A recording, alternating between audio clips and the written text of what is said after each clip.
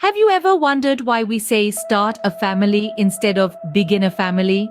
Today, we're delving into the world of English collocations, specifically those related to parents and children. First up is start a family, a phrase we use when someone decides to have children. We say start instead of begin because it's about initiating a new phase in life. For instance, after they got married, they decided to start a family. Next, we say have children, not get children. The verb have denotes possession, reflecting the lifelong bond between parents and their offspring. Here's an example. They decided to have children a few years after their wedding.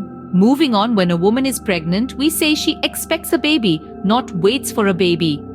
Expecting a baby implies a sense of anticipation and preparation. An example would be, they're expecting a baby in June. Similarly, when a baby is born, we say, have a baby, not get a baby. This emphasizes the process of childbirth and the joy it brings. For instance, they were overjoyed when they had their first baby. Next, when talking about when a baby is expected to be born, we say, the baby is due. This term encapsulates the anticipation and predictability of the event. For example, their baby is due in a couple of months.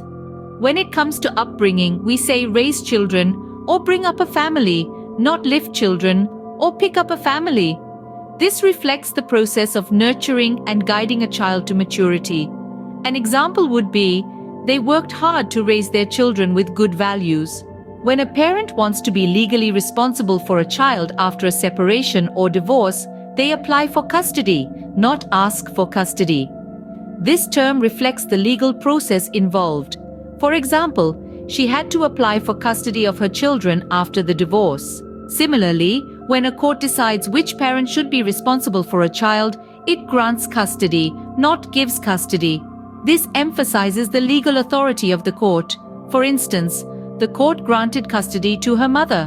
When we talk about fulfilling the needs of our family, we say provide for your family, not supply for your family. This term signifies not just material provision, but also emotional and psychological support. For instance, he worked 2 jobs to provide for his family. Lastly, when a couple decides to live together, they set up home, not establish home. This phrase reflects the process of creating a comfortable living environment. An example would be, after their wedding, they set up home in a small apartment. In summary, today we've explored 10 collocations related to parents and children.